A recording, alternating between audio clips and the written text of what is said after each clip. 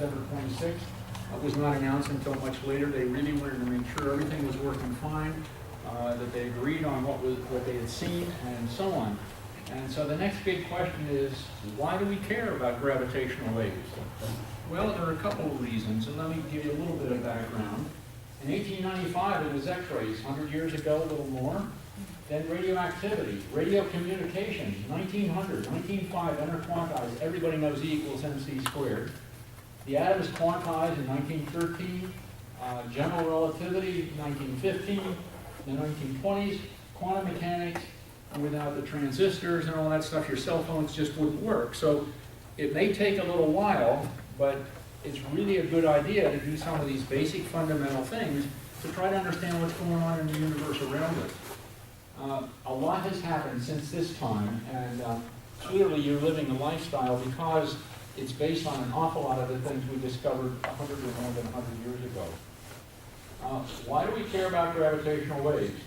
Kip Thorne said in the BBC interview, the motivation was always to open a new window into the universe, and that's exactly what it's done.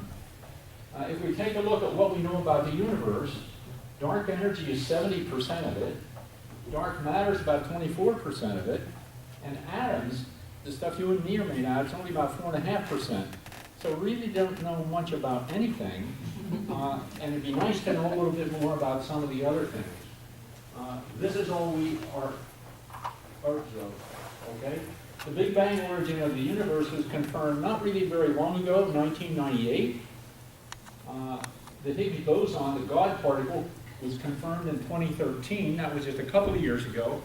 So that pretty much put the cap on a lot of the major ideas that we had up to that point. And the question now is, where do we go from here? So we're looking for all kinds of ideas that will give us another step in that direction, be able to look down that path. Gravitational effects also are the only way that we can observe dark matter. That's how we found out about it. That's how we observe it now. And we really still don't know anything about it. We've tried lots and lots of experiments using particle detectors and so on. Nothing so far has been confirmed. Nothing so far has worked. So gravity is one of the few ways that we have to take a look at that. This is the Science News magazine, last one in 2016. Gravitational waves, the #1 science story of the year. Gravitational waves offer a new view of dynamic cosmos to take a look at it. Okay, well, let's go back to basics and let me give you some background. If you move out here and you go outside, even here in this open campus and stuff, and you look up in the sky at night and you look at stars, you might see some, but you won't see an awful lot because of all the skylight that's there. So if you go a little further out in the gorge, you'll see a few more, and then you'll see a few more. And the sky is really just loaded with stars in the sky, but mostly you can't see them because of the background lighting. But if you do have the opportunity to go out beyond the city lights, it's really amazing, and it's a lot of fun to go up just and gawk at the stars. About half the stars you see up there are multiple star systems, double stars, maybe even triple stars. That's important for what's going to be coming down the line. Okay, let's talk about the death of a star and the birth of, whenever stars reach the end of their life, they end up with one of three things. They're either a white dwarf, a neutron star, or a black hole. So let's talk about how that happens. Remember, a star is really hydrogen and helium, and it's gravitationally held together, this huge ball, and that has caused them to compress and made it very hot, and got hot enough so that hydrogen is able to convert into helium, and that gives us extra energy out, and then the hydrogen continues to go into helium, and some of the helium becomes lithium and works its way up to oxygen and nitrogen and some of those other higher elements. And as you work through all the hydrogen, eventually you run out of that, and whenever the hydrogen is run out, it has to get hotter to make these other higher reactions go, and that hotter radiation pushes out and pushes out the atmosphere, so you look more like a red giant, until eventually you've burned out all of that stuff, because by the time you get up close to iron, in order to make higher elements, you have to put energy in. You can't get energy out by making these higher elements. So all of a sudden you get to a certain point where there's not enough energy coming out to support all this atmosphere that's around, and it goes kaboom, and you end up with a collapse of all that. Now what you end up with down here depends. It depends on what you start with. This could be a variety of things. If the original star mass was up to 10 solar masses, this could be a white dwarf. If the original star mass is 10 to 29 solar masses, these are all ballpark kinds of things, okay? You end up with a neutron star. And if there are 30 or more solar masses, you end up with a black hole. Okay, well, let's talk a little bit about each of those. Suppose we have something like this that happens, and we have a red giant, and it burns up all of its material, and it's in a smaller size, so we end up with a white dwarf. Remember, I told you that some of these have companion stars. So here's this white dwarf that's collapsed, it's very dense, and it's got a gravitational force, and it's got a companion star. The companion star, like our sun, is throwing off stuff all the time. And this, with its gravitational attraction, is sucking stuff in all the time. And it pulls it in slowly, slowly, over thousands, maybe billions of years. And eventually it gets to a tipping point. And all of a sudden, now, this material is no longer able to hold up the outside, and it collapses, kaboom, and creates a supernova 1. Now, the fact that this was a tipping point, and all of a sudden you get this huge explosion, it's very characteristic. It's a certain, very characteristic size explosion, a supernova 1 explosion. And as a matter of fact, one of the first that was really noticed, obviously, and used since then, was 1987 supernova. That's not so long ago, by the way. A lot of this is fairly recent history. I grew up with this stuff, and a lot of the other stuff that you're going to see. Okay, if you take a look at this galaxy area, and you take a look at these two particular places, you'll see there's no explosion there. This is a supernova, and because of looking at the light and so on, they know it's a supernova 1 explosion. Well, the fact that it's supernova 1 explosion means that it has a certain amount of energy that it put out in the form of light. It's a standard brightness. So it's a standard candle. Well, if I had a standard street light outside here, and I see a street light across on the hill, if I very carefully measure the brightness of the street light here, and I know how bright that is, and I very carefully measure the brightness of the one on the hill, I can tell how far away the one is on the hill is because I can do the calculation. Simple 1 over r squared kind of stuff, okay? So once I know that what I see out there, that faint little thing, is a supernova type explosion, I know how bright it is in absolute terms, and if I measure carefully what its actual brightness is to my eye, I can tell how far away that sucker is. So that allowed us to scale out the whole universe. And we've been doing that. And one of the amazing things we found was, for instance, if this is a hypothetical galaxy, okay, or rather hypothetical universe, and these are all galaxies spread out uniformly, and I stretch space. Well, what I see is that. Let's take a look at it again. I stretch it out. Now, this is a uniform expansion. So the one here moved out that much. The one here compared to here moved out that same amount, but compared to this one, it's moved out twice as far. And for this one, it's compared out 3 or 4 or 5 or 6 times as far. Now, in the same amount of time, it's moved 5 times as fast out here, maybe. So that means it's moving away 5 times as fast as the one here. So the further away you go, the faster it's expanding. Simple, straightforward calculation. So that's kind of neat. Took us a little while to understand that.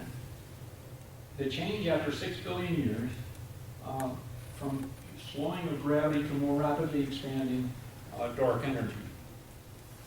We'll come back to some of these things a little bit. Okay, now, if that red giant we talked about earlier comes down to this, and this ends up being really a neutron star, these neutron stars are really very dense. It's just, they have so much gravity that the atoms are no longer to keep the electrons surrounding the protons. It's pushed so far together on the inside of these things that the electrons crunch down onto the protons and they become all neutrons. Well, a huge amount of the space in an atom is just empty space. It's because this electron is circulating around and bumping the other stuff on the outside. If it's all crunched down, you have a much, much, much smaller atom, neutron. Okay, well, that means that this is extremely dense. And of course, there's angular momentum associated with it. And of course, there's magnetic fields associated with it. And you'll notice here that the axis of rotation is not necessarily tied in with the magnetic field. Just like with our Earth, our spin axis is not tied in with the direction of our magnetic axis. So that goes around, and as the thing is spinning, my magnetic field might be in this direction, even though I'm spinning around like this, okay? Now, in the process here, there are other particles, remember, from these other things that might be around, or even from things floating by, and some of those atoms and particles might be going down into this magnetic field, spiraling down in, because they're charged particles and they're attracted, they go spiraling down in, and they're radiating energy at all kinds of frequencies, infrared, light, radio frequencies, and so on. Let me show you again the actual size of a neutron star. 2 to 3 solar masses is what this one is, and this is Manhattan Island.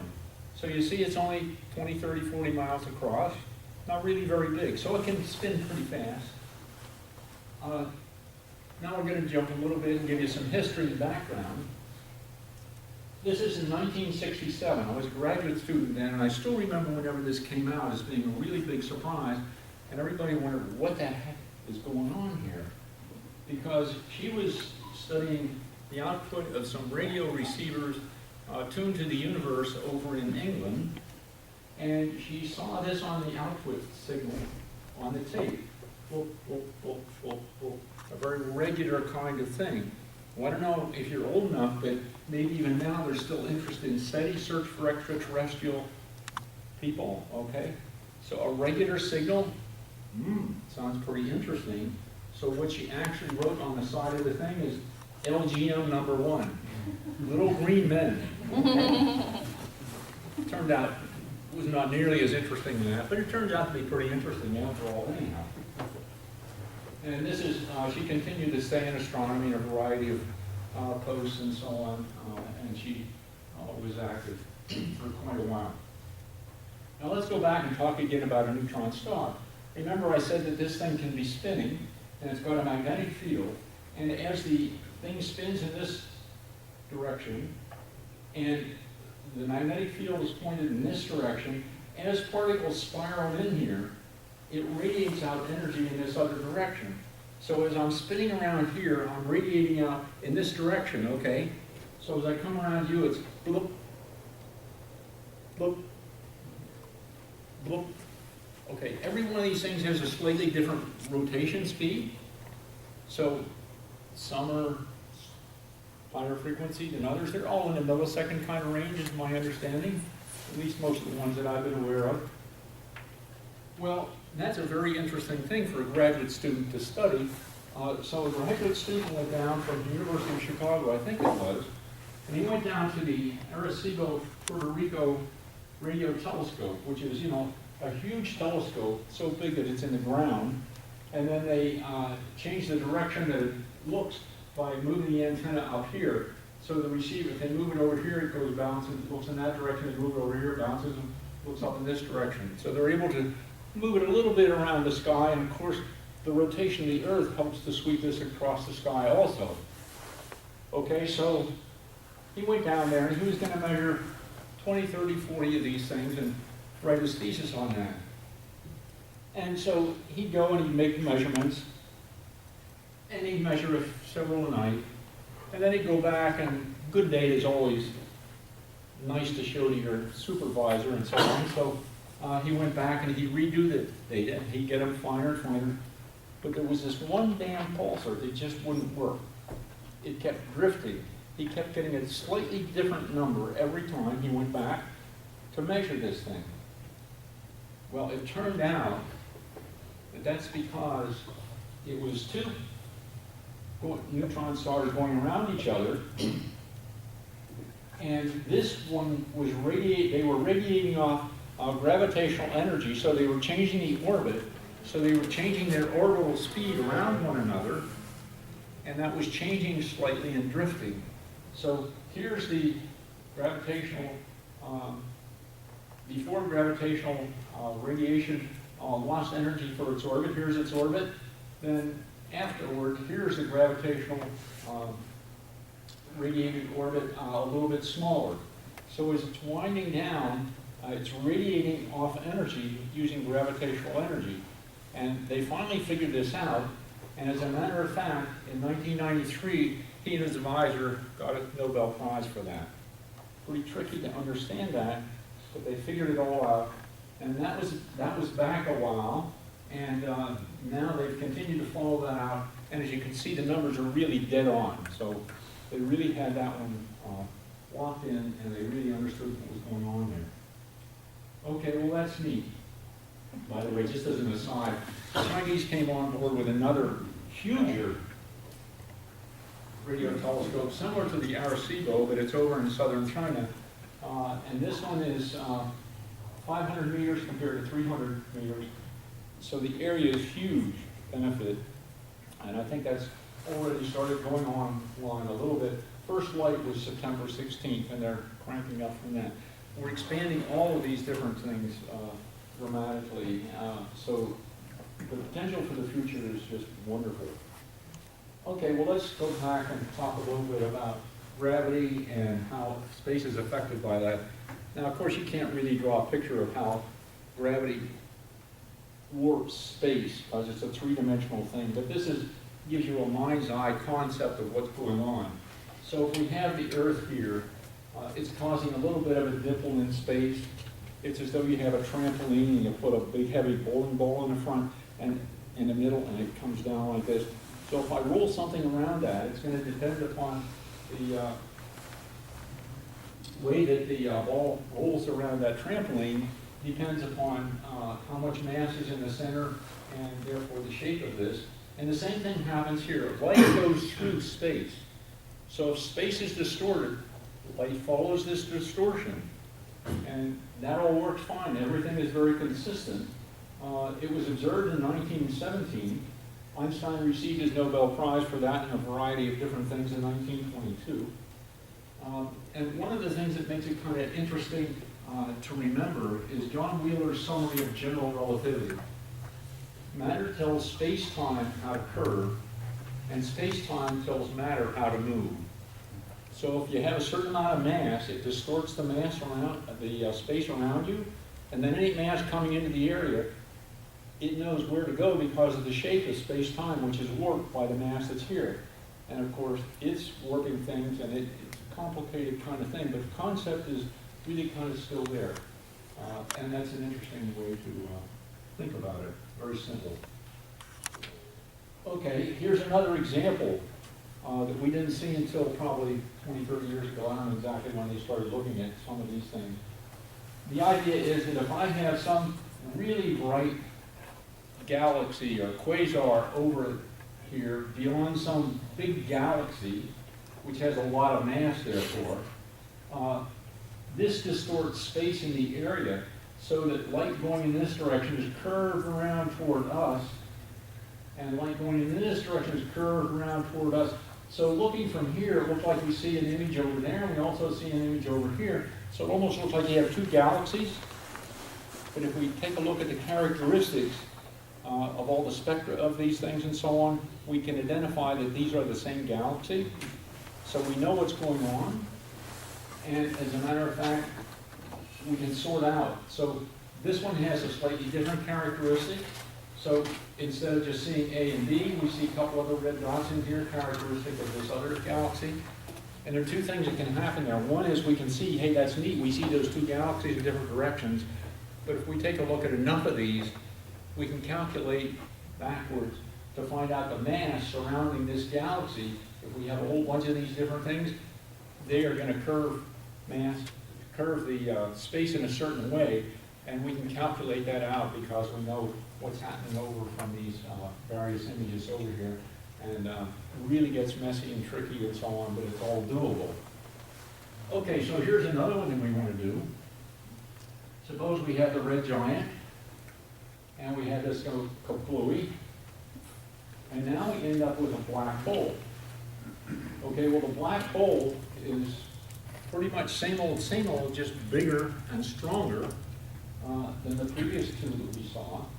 And of course, you probably remember Stephen Hawking, who's a guy that's characterized black holes and done an awful lot of writing, even though he's really debilitated dramatically, especially in the past few years. I don't think he's really done very much at all. Okay, but suppose we have a black hole binary. And these black holes are going out around each other, very large masses, sending out tremendous gravitational waves. And again, these waves are not really looking like this.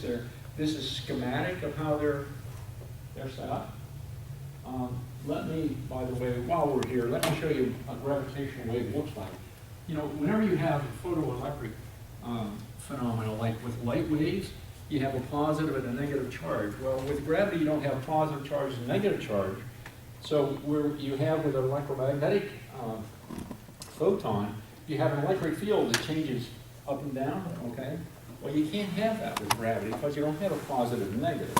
So what you end up with is it's distorted, and it's a quadrupole field, okay? It distorts like this, okay? So as it's going down, it's going like this. It's stretching space and squeezing space as it's going down, okay? A bucket's your local thing, on your own gravitation.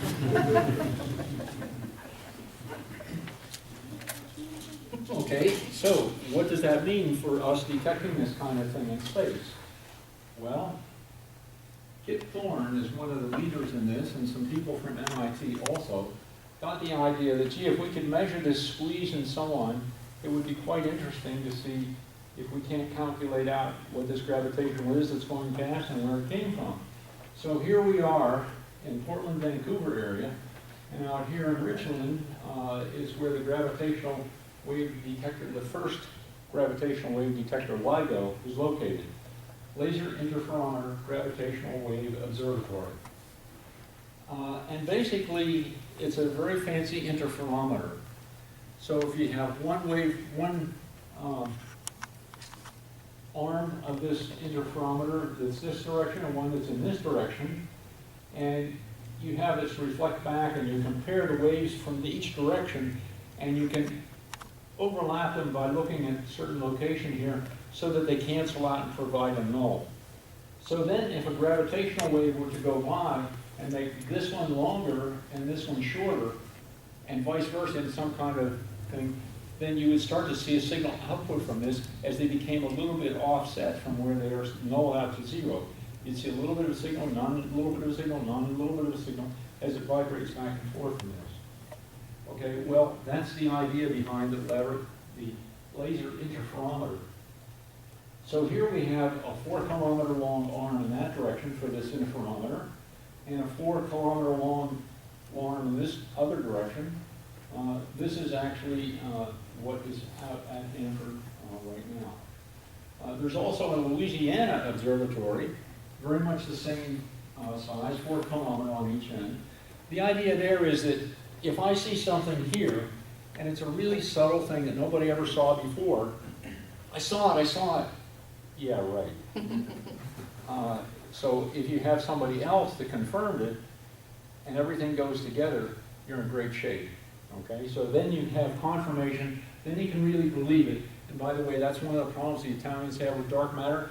They keep saying, we've seen it, we've seen it, we've seen it. And everybody keeps looking for it and looking for it and looking for it, and they keep saying, no you didn't, no you didn't, no you didn't. So here we wanted to make sure that everything was going along smoothly. And it turns out that here's Hanford where the one is, and here's Livingston where the other one is. It takes light to go from Livingston to Hanford 10 milliseconds. Okay, so that means that if, for instance, we're detecting these gravitational waves, and we detect one here, and we detect the same thing 10 milliseconds later here, it means that the wave came in from this direction. Got here first, then it got up here. Or if it got here first, and then 10 milliseconds later it came down here, it came from this direction. Well, suppose it came from 7 milliseconds later. Well, it turns out it's coming in from some angle then. It hit one first, and then the other one a little bit later, so we know some angle, but we don't know that it's there. It could be anywhere from, this whole plane would be a possibility. Okay, so that's something to consider. Turns out 7 milliseconds is the number that they're talking about with the ones that they observe. Okay, this is a close-up, a little bit more LIGO Hanford. If you take off that concrete cover, you have this stainless steel tube that's 4 feet in diameter, really high vacuum in there. It had to be pumped down, heated up, gassed out, the whole thing. And then they're very careful that they don't let things contaminate it and fill it up again with air. This is the inside. We were lucky enough, I led a trip for RCA out there many years ago, and these are about 4 feet in diameter. And they let us back inside, which was kind of unusual. Then they shut it down, nobody could go inside for a long period of time. But here we are, there I am standing, and we were able to walk around and watch them setting up and tweaking things. And it's again possible to walk in the research area if you tour on Tuesday, but you might want to call ahead because that might be changeable. So be careful. If you're going to go out there and you really hope to go inside and look around, they let you walk around outside, no problem. They give you tours, they tell you what's going on, and they sit you down in an auditorium and they tell you about things. But it's not quite the same as being inside and having a chance to look at this stuff and get a feel for how really big this stuff is. And we were there, and we were standing around, and they said, you see that guy over there, his name is Schultz. He's our standard Schultz. What do you mean he's your standard Schultz? Well, we tell him, go out 100 yards in the desert and jump. Okay, we saw it. Go out another 100 yards. So we go out another 100 yards. Okay, we saw that. That's how they were standardizing things, because they knew he was the standard Schultz. Now, one of the things, however, they said was, now this is way back, they said we had this one noise that we couldn't figure out what the heck it was. It was always the same shape, okay, the same tweaks to it. But sometimes it was in the morning, sometimes it was at night, sometimes it was in the afternoon. They couldn't figure out what the heck this was. And then one of the guys said, you know, I'm going to check the local airport flight schedule. And sure enough, the flight schedule for whenever airplanes flew over their area, it was synchronized exactly. Let's face it, whenever an airplane stays up in the air, it's pushing down on the air to stay up. Well, that little bit distorts the ground under, and that was enough to screw up their laser interferometer, and they could measure that. We're just getting started, folks. Okay, here's just another little bit of a view. You can see they have stairs to be able to walk over and across and down the other side and go in and look at these things. And here's the gentleman standing at the vertex of the beam splitter. They do as much as they possibly can to isolate the actual detection equipment from vibrations from the ground. You know, seismic waves from minor earthquakes. The waves beating in on the ocean out there, you think you're not really sure that the ocean has any impact. The waves that are hitting the ocean, yeah, it does. The moon, every time it goes around, it's distorting the earth a little bit, okay? Microns, we're talking about 10 minus 21. So you really have to worry about that. They do their best in order to be able to isolate things from the trucks rolling by and all that kind of good stuff. But you get to a certain point where it's really, really very tough to do.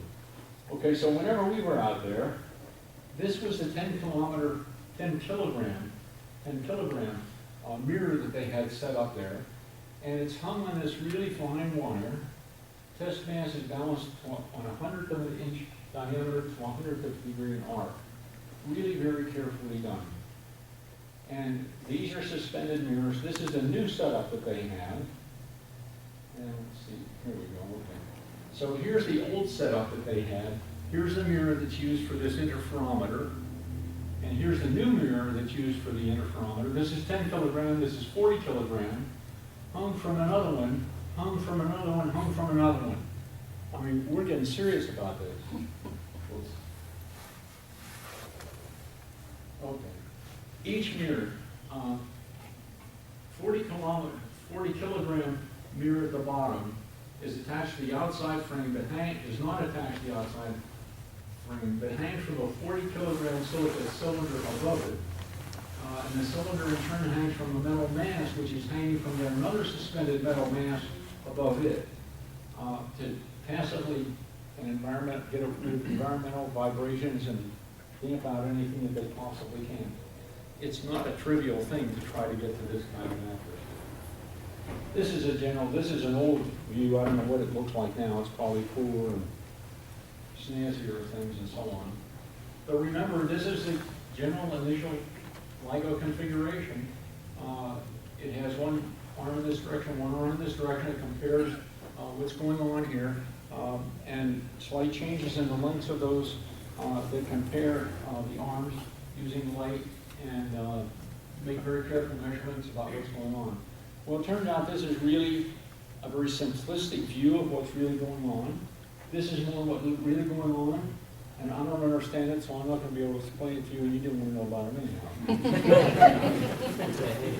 So here are some relevant sizes. In human hair, 100 micron. Wavelength of light about a micron. Atom diameter 10 to the minus 10 meter. Nuclear diameter 10 to the minus 15. LIGO sensitivity 10 to the minus 18 at that time. And LIGO sensitivity now 10 to the minus 21. Okay, so we're really getting very, very small. Earth tides are about 10 microns. So that means because the moon is going around us, our Earth is going up and down by about 10 microns, depending on the rotation of the moon. Microseismic motion, about a micron, small earthquakes. Precision required to lock is about 10 to the minus 10 meters. And these are detecting the Earth tide from the sun and moon. See, these are microns, 10 microns. I mean, it's huge. But of course, they know that very accurately. So these points are dead on to where they should be. So they're able to handle that with, this is predicted in the data. Okay, they're able to do that. Now this is old. This is 2015, 2003, I'm sorry, 2004, 2003, and so on, 2000. So this is old stuff, but the idea was to try to get the sensitivity to go down closer and closer in this direction and change the frequency. These gravitational waves are not really high frequency things. We're talking, 50 to 100 cycles per second, maybe less. So that's not that important.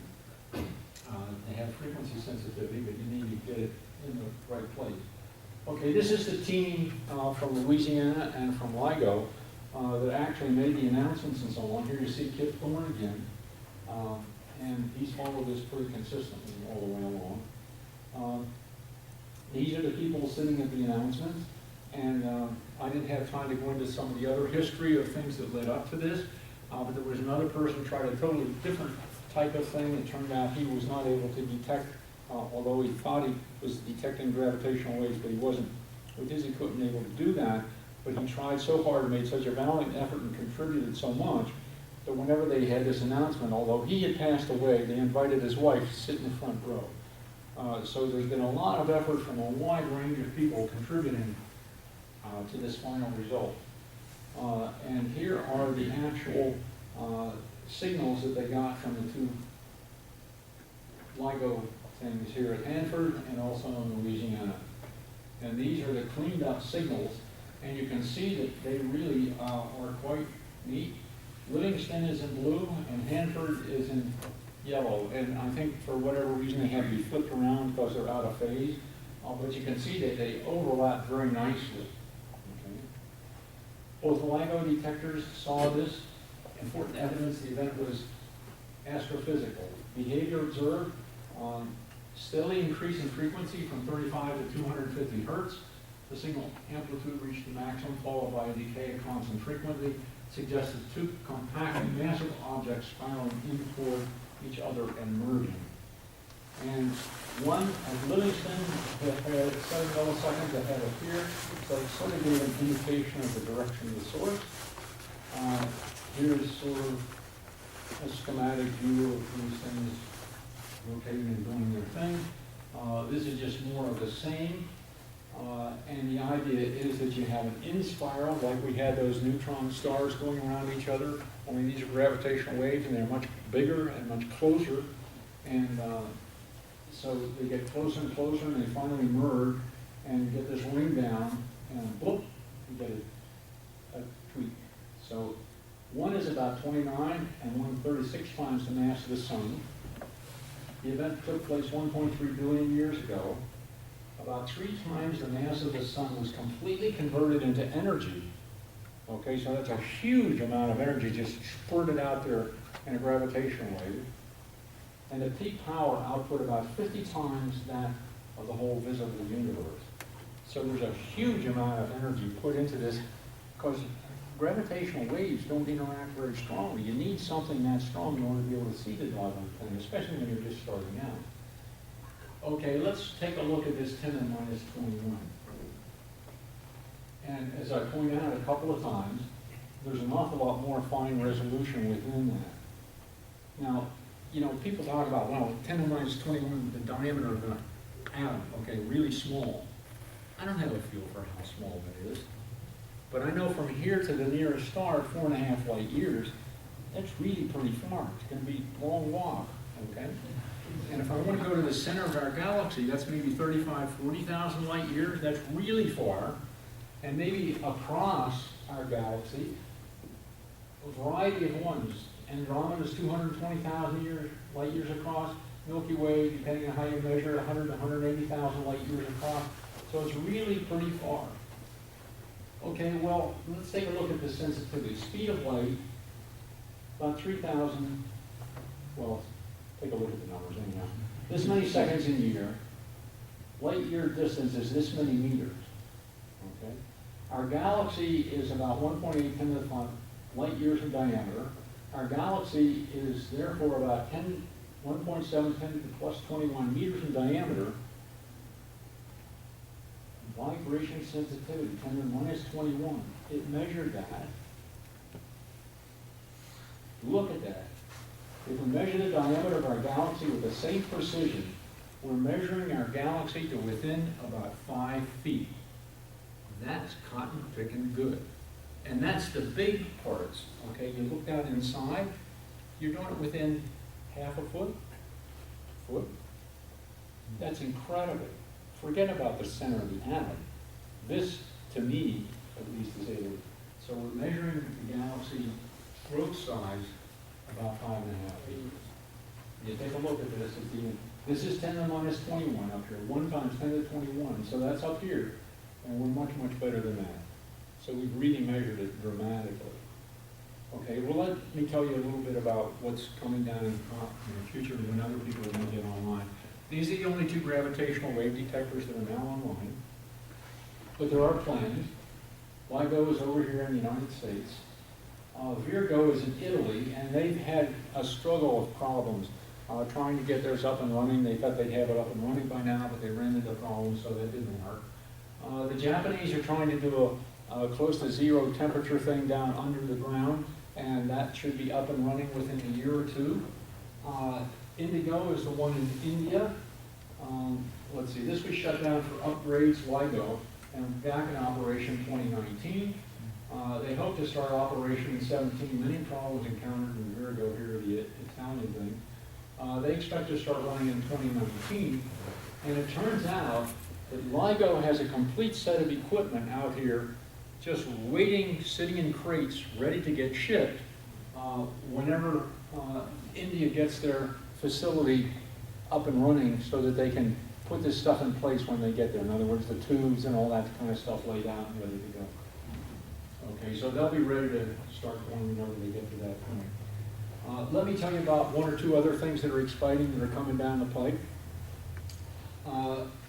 One thing you want to do maybe is to get off of Earth and to be able to measure more subtle things and to get away from a lot of these other idiosyncrasies and noise problems that you have.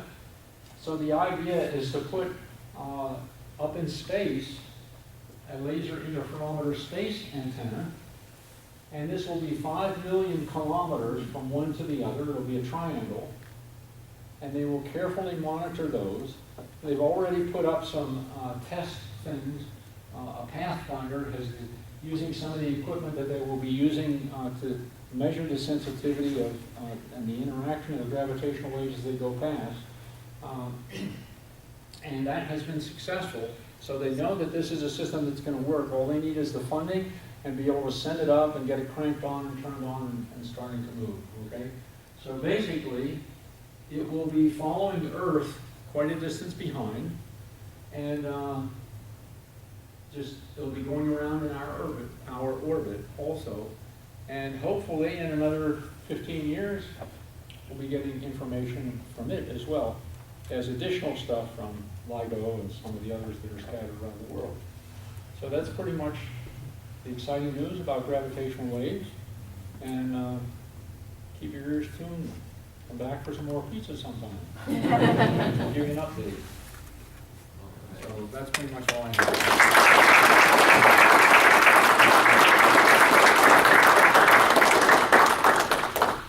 Questions at all? Yes. Do you know if the observatories are oriented in the same latitude and longitude, or I'm sorry? are the observatories, are the LIGO observatories positioned in the same angle? I don't think so. I don't think it's really that necessary. That's a good question. I hadn't really thought too much about it. I don't think there's any real... On the other hand, it would be nice to know that whenever it shrinks here a certain amount, it's up there shrinking in the same amount, in the same direction. Because if you do the angle, then it gets more complicated. So I think you're right. They're probably aligned, but I don't know that. Yeah. Yes? Through a star's life, if it does the mass change much? Before it explodes and of course spews all its mass out. Does the mass change much as it goes to a red giant and then gets more dense, maybe to like a white dwarf? Well, whenever it goes kaboom, the initial thing, I mean, you're talking about star life and so on. There's a lot of mass gets thrown out. And actually, it's in that explosion where all the higher elements have been made. All of you and all of me has been in the center of a star at one point or another, because our elements wouldn't exist if we hadn't gone through a life cycle of a star. Because before that, there's only hydrogen, helium, lithium, a little bit, a few other things, okay? But you need to go through that. So an awful lot of stuff is blown out, and that's happening with other stars, okay? And they come together in other clouds, and now this new mix now can reach new stars. Right, but before a supernova explosion, I was just kind of curious if you were going to be mentioning that through this talk, and I would think that if the mass was changing, then that would affect how the surrounding space-time is worked, right? No, space, just the fact that you have mass there distorts space. Mm-hmm. And whenever you have like our sun, okay, yeah, it's spewing off stuff, it's losing some mass, but relatively speaking, not much. Okay. It's a very, very extremely small percentage of anything, okay? It's only whenever you get a huge boom and it blows out 2/3, 3/4, 7/8 of whatever it is. Mm-hmm. Okay, thank you. Okay, well, thank you for coming.